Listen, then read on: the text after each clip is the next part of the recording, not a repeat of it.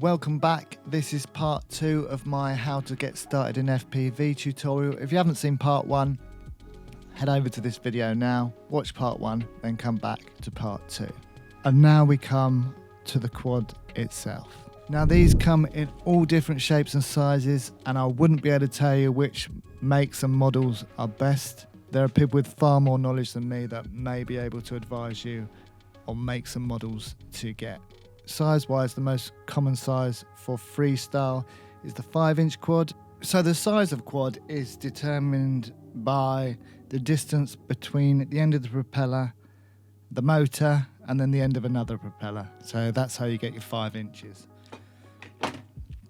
There you go.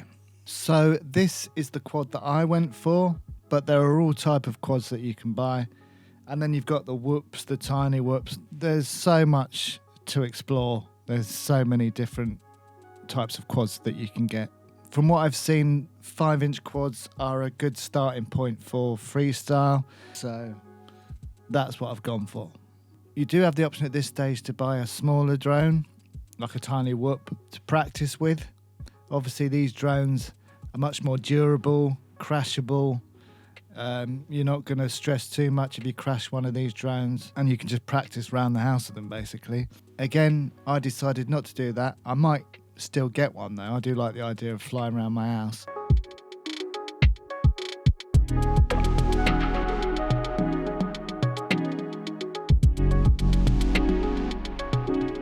But I just went for the 5-inch quad, and I'm just going to learn straight off on that quad. So you've chosen the type of drone you want to get.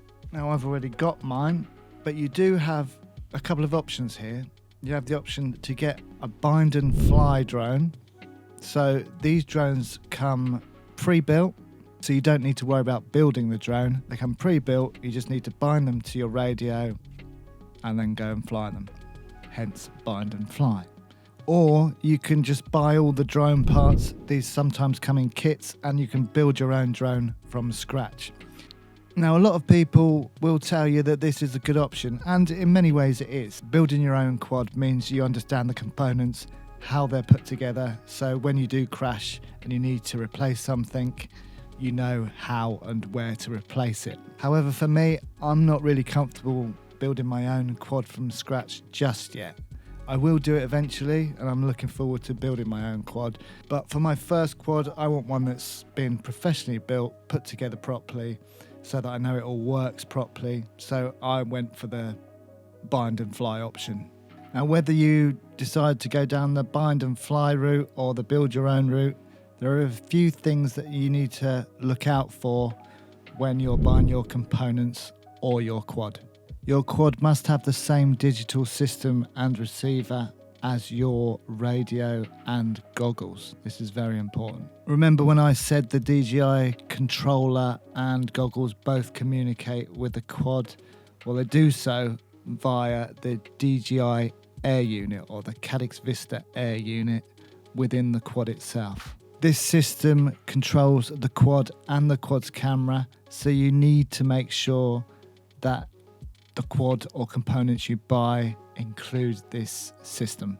If you decide to go third party like me, then you need to make sure that your quad's receiver matches your radio's transmitter. So I've got the TBS Tracer, so I need to make sure that any quad I buy has the Tracer receiver installed on the quad itself. So for me, I needed to make sure that my quad has both the Tracer receiver and the DJI Air unit installed. And this quad that I bought has both.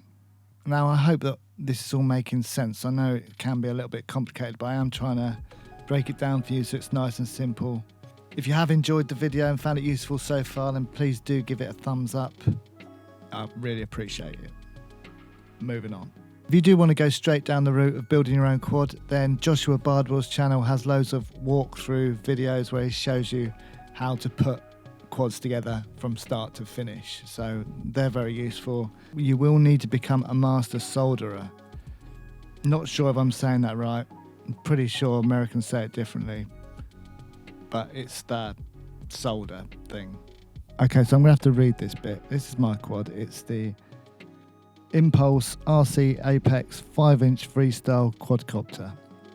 So I picked this up on eBay, 350 quid. I think that's all right. It's all pre-built, so works for me. So that's the sort of price range that I think you're going to be looking at for all the components and a pre-built quad. About 350 quid, 400 quid, probably similar in US dollars. If you built it yourself, it'd probably be a bit cheaper. It's going to take you hours to put together, so that's your choice.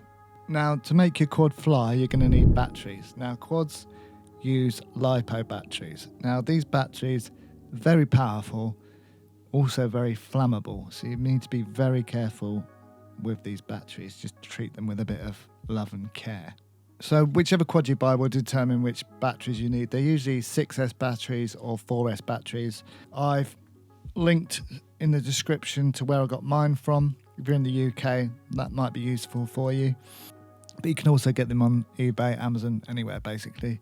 So LiPo batteries, if they're really pushed, usually last about 6 minutes when you're flying. So you're going to need at least a couple. I got 3 to start off with, so I'm not sure if that's going to be enough yet. I'll let you know in future videos, but 3 to start off with, that gives me 18 minutes of flying time. That sounds about right to start off with. You're also going to need a charger. Now, these aren't particularly cheap. I got one for 60 quid, and that's about the cheapest I could find. I also need a power adapter to power the charger. That's another 15 quid. So you're looking at 75, 80 quid for the charger and power for the charger. You can power the charger with other LiPo batteries, but unless you've got those, which you probably haven't, you're probably better off getting the power adapter to start off with. Depending on which radio you get, you might also need LiPo batteries for the radio. I do for mine. These are a bit like your normal batteries, a bit bigger, and you need another charger. They're not as expensive, but you might need to get those for your radio. If you get the DJI one, I don't think you'll probably need LiPo batteries for that, but I'm not 100% sure. Now, what you should also get is a charger box or a charger bag for when you're charging your LiPo batteries. Like I said, these are highly flammable, so you need to get these bags or a box. Not particularly expensive, about 15 quid, 20 quid on Amazon, and then you can charge your batteries safely. The last thing you want to do is set your house on fire.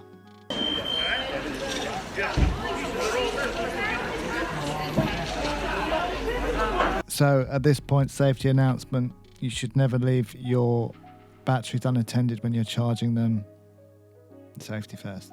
Okay, so we've got our quad, our radio and our goggles, and now we need to make them all communicate with each other so that we can go out and fly. So first things first, you are going to want to link or bind your quad with your radio. Now, every radio will have a slightly different binding process. I've attached a link to the binding process for the TBS Mambo and the DJI controller. But if you have a different radio, then again, go online or go into a forum, and someone will definitely be able to point you in the direction of the binding process for your radio.